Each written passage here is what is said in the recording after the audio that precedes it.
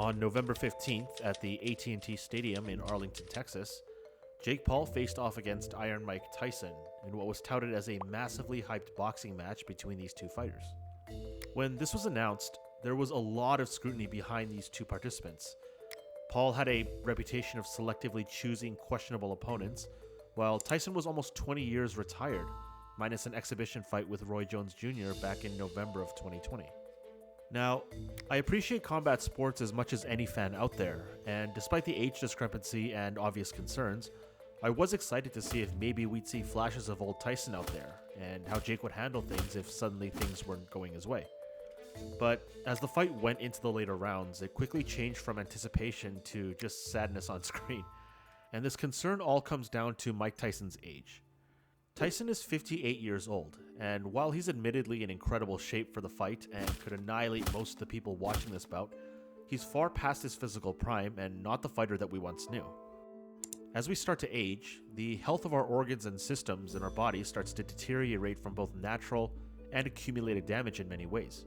Our bodies are less able to hold fluids in older age, our spinal discs lose elasticity, your ability to smell and taste things worsens over time, and muscle mass degradation or sarcopenia happens to all of us at up to about 8% per decade. One of the biggest concerns is with his brain. Aging causes changes to the brain's overall size, vasculature, and cognition, meaning that as we get older or closer to our senior years, our brain slowly atrophies or becomes smaller, receives less blood flow, and our capacity to use it hits a lower limit than it once did decades ago. As a professional boxer, Tyson's pinpoint accuracy that once allowed his punches to find their target so incredibly back in the day starts in the frontal lobe of his brain. And now because he's in his late 50s and accumulated a lifetime of punches to the head from other professional fighters, it's clearly not what it once was.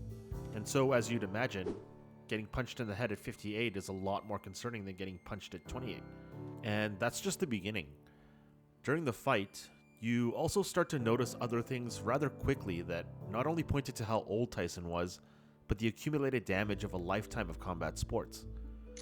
Mike was sporting a knee brace during the entire fight, which makes sense.